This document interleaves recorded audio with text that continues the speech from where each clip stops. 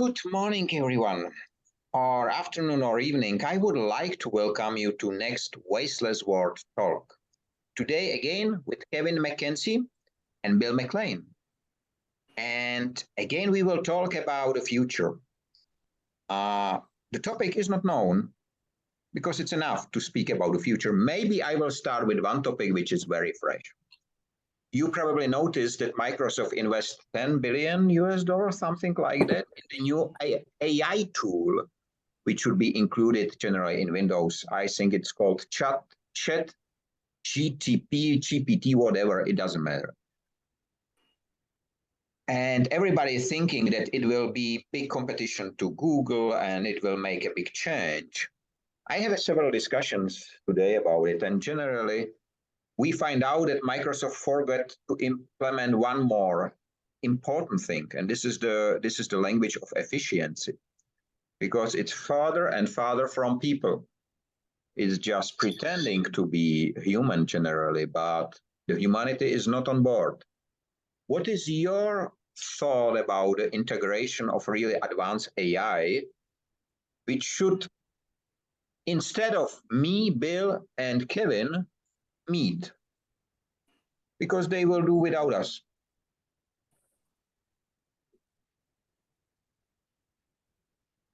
Good question. Good question. You're including several topics that are not either fully understood or appreciated by me, anyhow. The metaverse continues to be being defined and developed. The chat GPS or GT or whatever that is seems to be being defined by different people in different ways. They're being defined by the application, and so I've seen a medical chat GPS, some others. So I think we're still in the early stages of understanding this, but that shouldn't stop us from talking about it, because that will help us to understand it. And we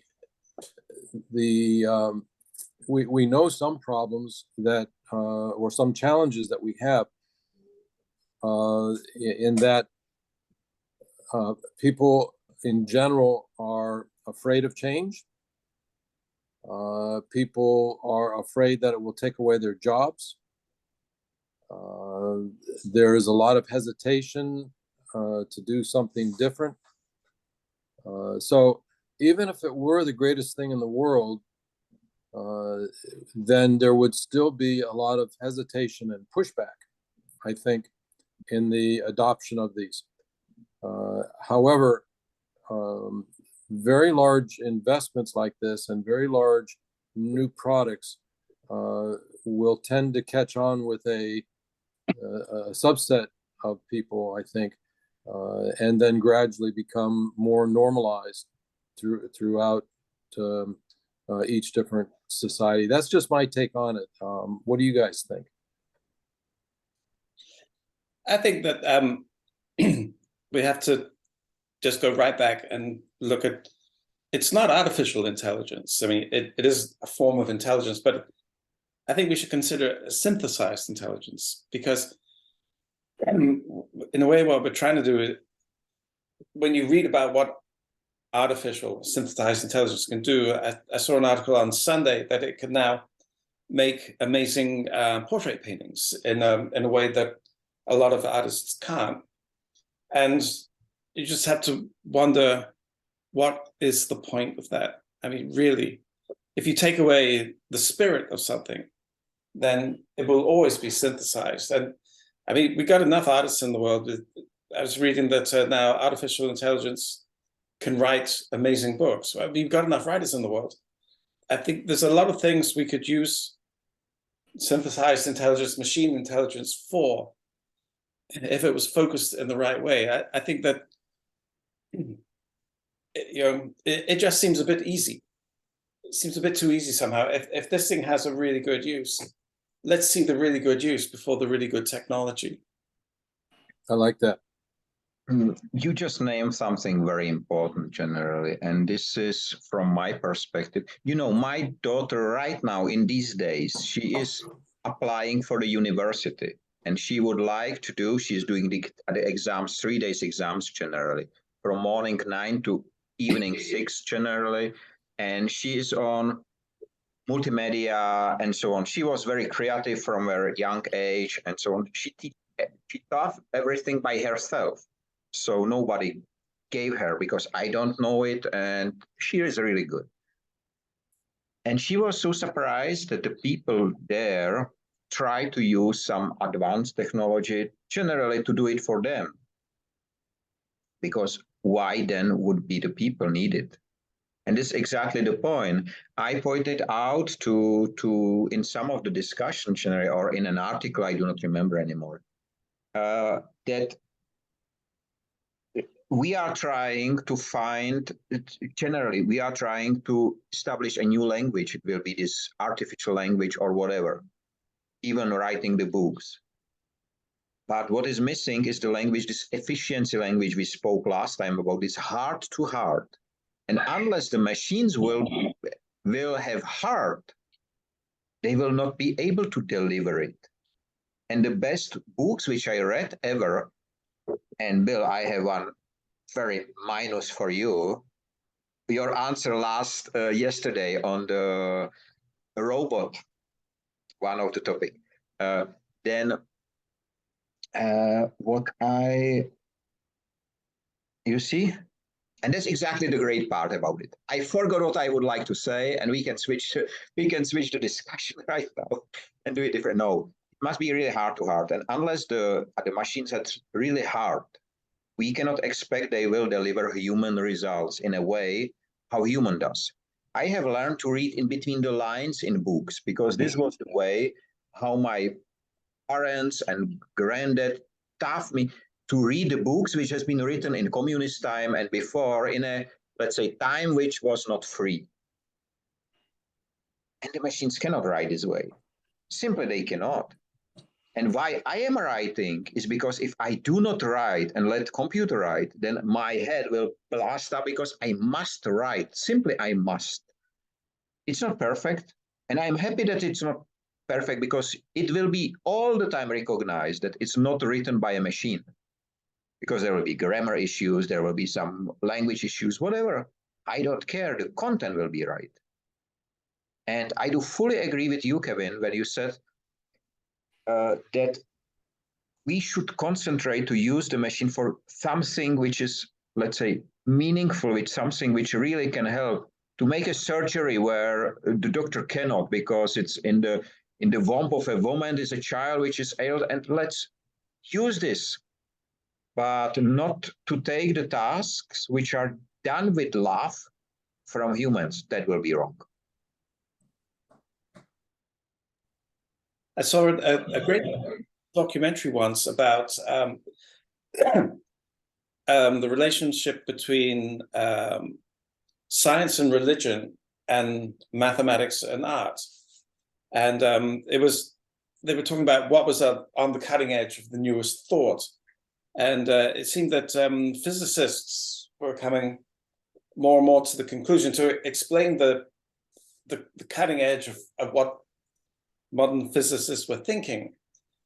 Most of the theories involves a god of some kind or another. That's how far science has moved. So science is moving towards religion to explain some of the things they've discovered. And interestingly, in mathematics is becoming so complex that numbers cannot be used any longer. And so images are being used itself. So it's really interesting that science becomes religion and mathematics becomes kind of an art. And I think that is fantastic because it is communication. But to synthesize it for no point seems to be missing the point entirely.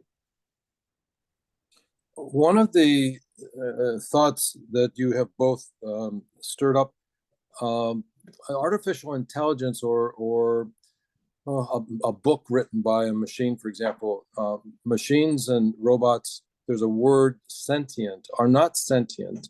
A robot is not sentient, meaning they do not feel. They can make the logical decisions, but they do not feel. And this is much in line with the reason that books, in my opinion, can never be adequately written by a robot, because they're not sentient. They do not feel the pain or the love or the loss. They don't feel that. And if you don't feel that, then your choice of words, reading between the lines, will not be there. So in the books that I have written, each one of them I wrote for myself. Well, not all of them, but I wrote them for myself because there was, as Michael says, my head would explode if I didn't get it down on paper. It was cathartic for me. It needed to get out of my brain so that my brain could move on. There was just so much noise from the first book that I wrote was about a divorce, a very difficult divorce. And the second book, and that had to get out. It had to get out so that I could move on. So that book was written for me. It was therapeutic. And the second one was about cancer. And putting it down and letting me look at it in black and white was therapeutic for me, and so on. A machine will never do that. A machine will write as it's been programmed. So anyhow, my thoughts. A few years ago, I said that we should concentrate on NI instead of AI. And the N means natural intelligence, because this is what we are losing with the dependency and addiction on AI, or let's say on technology in general. We lose our logical thinking. We can call it natural intelligence.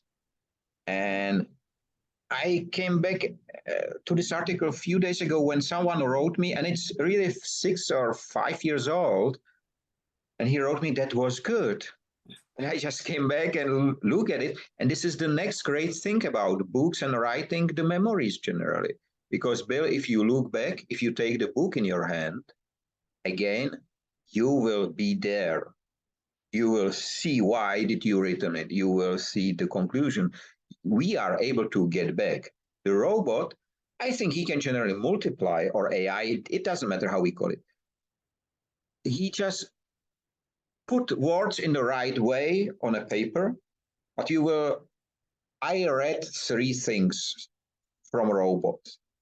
One poetry, one longer story generally, and one science fiction book. Horrible. Every single one, horrible. You know, I like science fiction. I like the words. I like the poetry. I write it myself. But you recognize it immediately that it's not written by a man. Immediately, few words. I have not written anything by AI or a robot, Michael. But can I ask, what do you think that when in 10 years from now, when the programmers of these machine writers get better,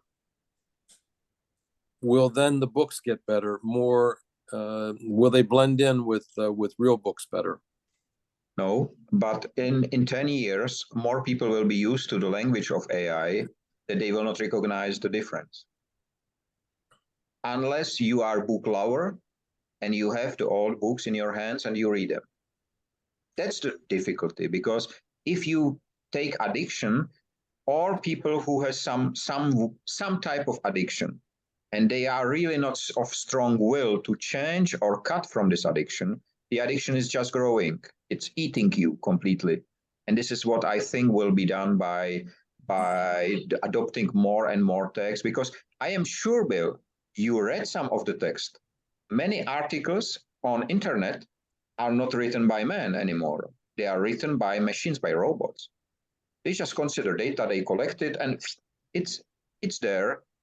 It's in this article you cannot recognize.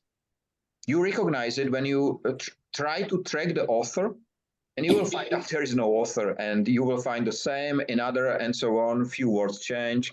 it's and the speed of publishing. This is indication how you recognize it. But many articles today are written this way. I would like to send you some of the works of robots, but all of them, what I read, has been in Czech language. And you know, Czech language is not easy language. So maybe this is the advantage that we play much more with the words. We have 7, so it's quite complicated from the grammar point of view. But I'm sure if you ask Google or someone who is the founder of Industry 5.0 this time, which Kevin, I don't know whether you know it. We discussed it with Bill on Monday generally. I discovered that if you ask Google Assistant, I don't know about Siri. I don't have Apple. But if you ask by voice Google Assistant, who is the founder of Industry 5.0? The answer is Mike Rada, and it speaks to me generally. So it's funny, you know, it's really funny because you does not ask who is the owner of company XY. You ask who is the founder of industry. And it recognizes myself. So it's a really strange feeling. And this is the AI what it's delivering the result because from the speed of the search. And this is interesting. So I think this is one of the topics. Using AI for searching, really deep search, can be of advantage. But still, I am on the same, even cooking and this, let's call it this, how it's called, this cooking, writing, in general, this.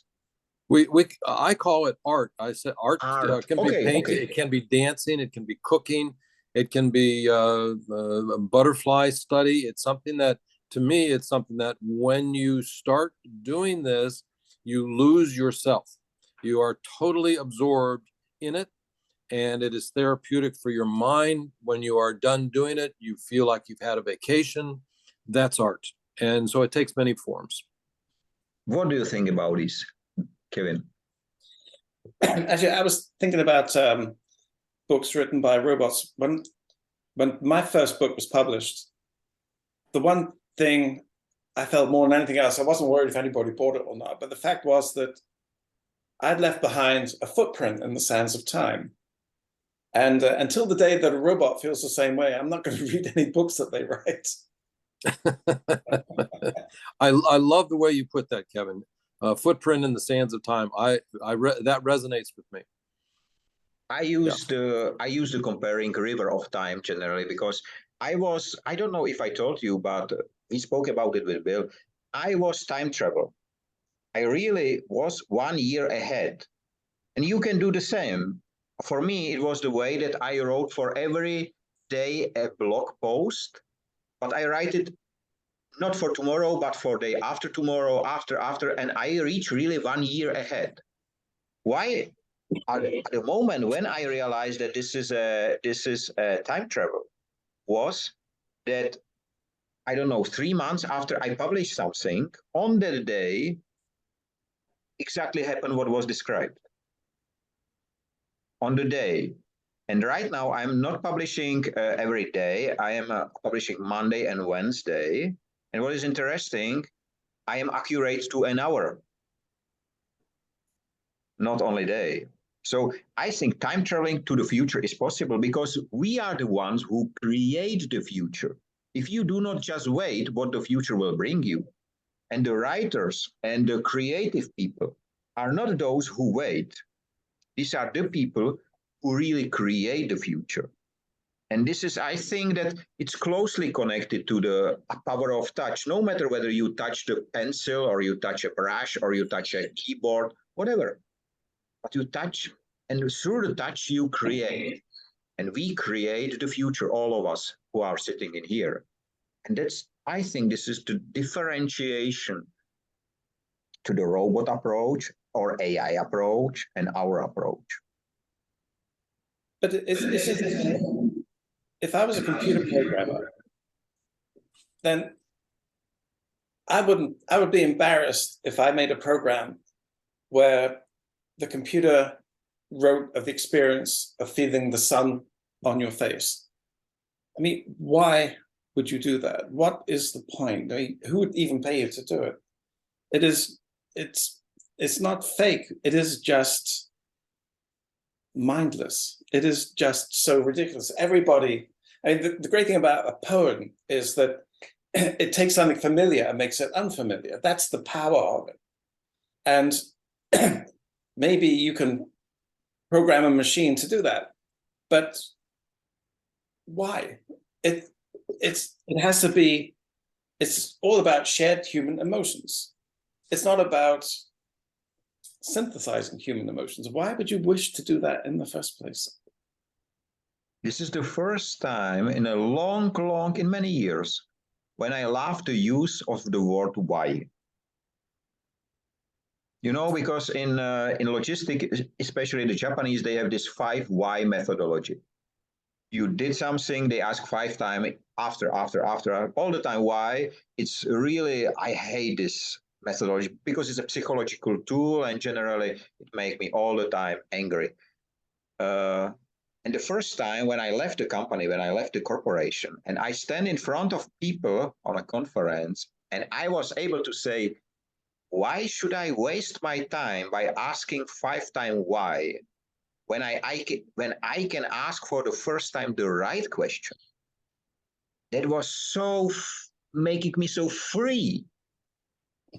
But today you use the word in a way when I get in love with the word. And I can tell you one of my next articles in a blog, which already I am in on the November 11, I think, at the moment.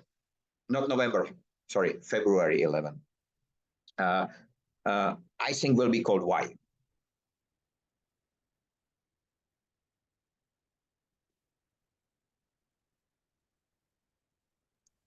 That would be a good topic for a discussion, Michael.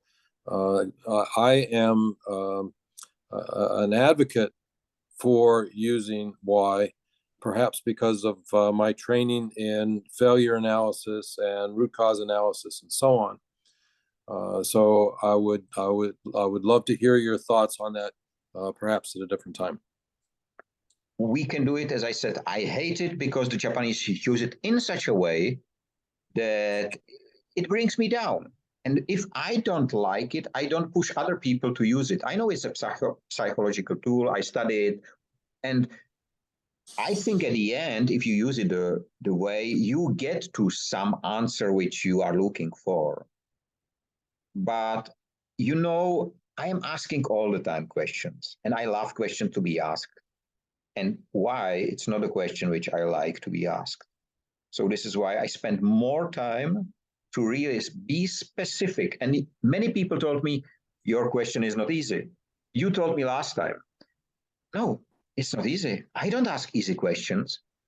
It's not the reason to ask questions. Recently, yesterday, as I claimed a few minutes ago, I put two polls. I call it the Industry 5.0 awareness polls. The first one asks, in which country was the word robot introduced? USA, Germany, Japan, Czech Republic, Czechoslovakia. The right answer is Czechoslovakia. And I think you put the wrong one there. And I said, Germany. Bill, especially Bill, why? And the second was you're not allowed to ask the question why. And the second was much more harder because I asked when the word was introduced, and the people who did not know Karel Čapek and this work generally don't know that it was 1921. What is interesting that some people, this is what I love about the industry, about LinkedIn polls, because you see who, as an author, I can see who answered what. And that's interesting. And I was surprised that so many people consider that the world is younger than the Second World War. So something, I think 1957 was there. I do not remember exactly. It was surprising for me because it's easy to find it. in a minute, you will give it to Wikipedia anywhere, you will find 1921. And I was really surprised that so many consider that it's quite young, the word. But that's another topic. The question is, how will act the robot? Probably the robot will all the time answer right, or the AI, because it has the speed to check the internet immediately before answering, and it will deliver the right speed, right information.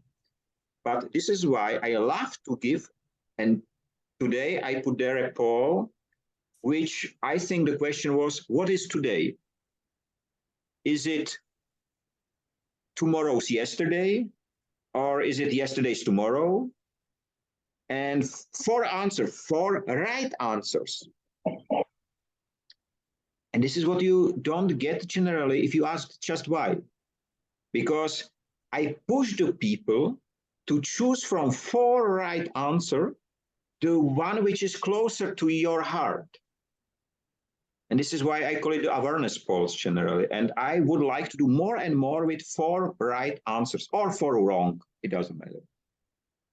So that, I think, is the topic where the AI can help to deliver such awareness polls. But I don't think it will have the meaning which has when I am asking, because it has, for some reason, it is there. And I think the first reply of the AI, if it can communicate with us, will be, shouldn't be there a right answer as well? And it will be very confused that I would like to have only four rights or four wrongs. And I do remember at the end of last year, I have a conference and keynote speech related to IT waste generally. And we came to the topic when we discuss about something which, again, I lost from my mind. So it's your place to speak. The answers that AI will give, certain things amuse you, and you find, and certain things amuse me as well. And one is, if you know a writer by the name of Gene Roddenberry, of course, he's the author of Star Trek. And did you know that his TV show was canceled after the first season because they thought it was too avant-garde, too far forward? And it turns out that he's one of the greatest writers of the 20th century. However, what your words have spurred in me is Mr. Spock. And the way that he would answer questions. So the captain, Captain Kirk would ask, well, if this is that and that is that, then what is C, or what is the next step? And the look on Spock's face is priceless, and it was a very standard look. And he would say, Jim, that does not compute. Jim, why do you have four wrong answers? The answer clearly is not one of those four. And so here's Gene Roddenberry in the 1950s and the 1960s, able to put artificial intelligence's lack of a sentient spirit into a character that today, 60 years later, we recognize as being AI. Is that brilliance or what? That's so interesting. And I do remember, sorry, Kevin, I just added the lost words. On this event, I was surprised that so many people are confused that the robots in factories do not follow the robotics laws, these three laws of robotics introduced by Isaac Asimov generally, that they shouldn't hurt people. I don't remember the other three. And the people and managers, really the group was quite big, they are confused that these robots do not respect the rules of robotics. And I told them, but it was a novel. It was a science fiction novel. Nobody use it in the real world. but the confusion of the people was interesting. And your example is interesting as well. So your term, Kevin, we have 7 minutes 27 right now. So I was just wondering about the people who program artificial intelligence and robots and stuff like that. And I mean, they're going to make it in their own image. It's not possible not to. So of course you're going to get a bias in synthetic intelligence, artificial intelligence. You're going to get a cultural bias. You're going to get a personal bias. It's not the solution to anything that we actually need at the moment. I mean, like you say, it's perfect in a search engine, and maybe it can then understand what you're really asking. Because the problem is when you ask a question, it's actually extremely hard to formulate that question to get the answer you really want. And with some kind of way of the machine understanding what you really mean in the question would be wonderful, because that it's not challenging human intelligence, it's supporting, it's enhancing. And if it can be used that way, it's just fantastic. But if it's just used to mimic, or if it's just, yeah, I don't know what other reasons they would use it for. So the question is, should we call artificial intelligence something which needs to be programmed by human? That's a question. Yeah. So simple. I don't know. You for sure remember the very beginning of using of these advanced, let's call it the artificial intelligence, the first steps. It's really 20 years back when they started to use this or to play with it. And I do remember an article, I think Washington News or somewhere, I do not remember anymore. It doesn't matter. Where they ask people who will be first exchange with the artificial intelligence. And the first answer was workers in the factories. But this was the answer of the audience. But the man stand there and he said, no, you know, we make a test for judges.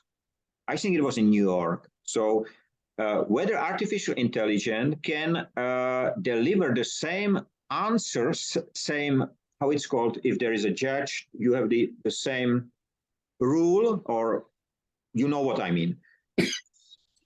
The same answer, let's call it answer, as a judge. You know what was the accuracy? 98%. He said judges will be exchanged first. Because what the judge does, he search in a history for similar case, he used the case to put something on it, and generally he delivered the answer. Very exceptionally is completely different and new, but this has been this 2%. All the rest, 98% was accurate answer. Of course, they did not use the answer of the AI, they just compare it. Yeah. I heard that two prime occupations which can be replaced easily by artificial intelligence is lawyers, and the other are doctors. Because, you know, like you say, lawyers, it's all down to precedent, everything is written, so it's just following rules. And doctors, again, it's the same thing. Every symptom has been written down and diagnosed. But again, when people meet, one thing is corporate law, but when it's person against person, it takes into a lot of things which the machines would never understand. It's about emotion, it's about jealousy, it's about misunderstanding, it's about stupidity, and all those wonderful human qualities which make us what we are, which the machine would never be able to judge on. Then the law becomes too cold. And the same with medicine. You need, or you would think, I would rather have a doctor with intuition than a robot. Bill, you have a great experience with it. Just 3 minutes 11. And we meet after again on the original link, okay? Just a couple of comments, Kevin. A great point. Great point. I don't think that AI will replace doctors. They will augment them. So I'd like to use the word augment or support. Number one, and number two.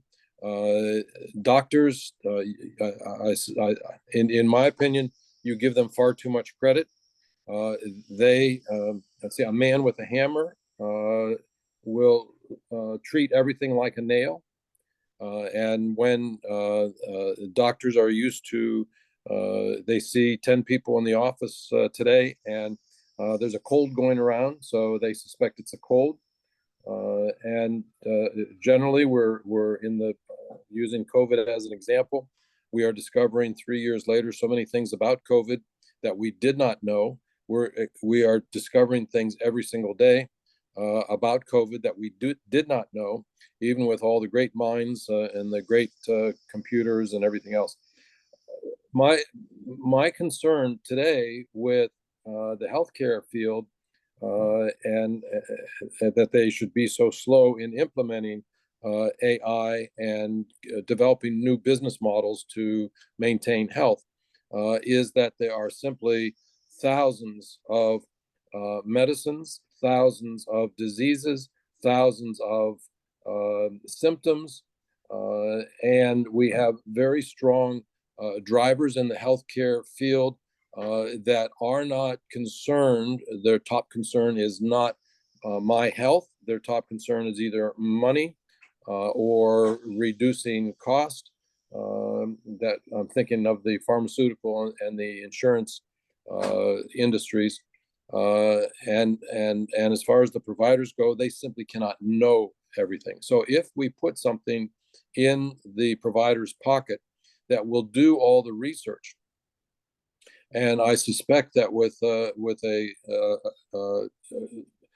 3 or 10 questions, not more than that, that you can get an accurate diagnosis 99% of the time. I believe that has certainly not been proven out, but that would be infinitely more accurate than the sum of all the combinations and permutations of the thousands of diseases and medicines and side effects and so on. And this was the last word of the conversation. We wish everyone have a nice time, free of waste and wasting in all its forms. Stay safe. And please, next time, tell us who is stealing our time. Because despite of it should be 40 minutes, but it looks like 10 minutes, and somebody must steal our time. So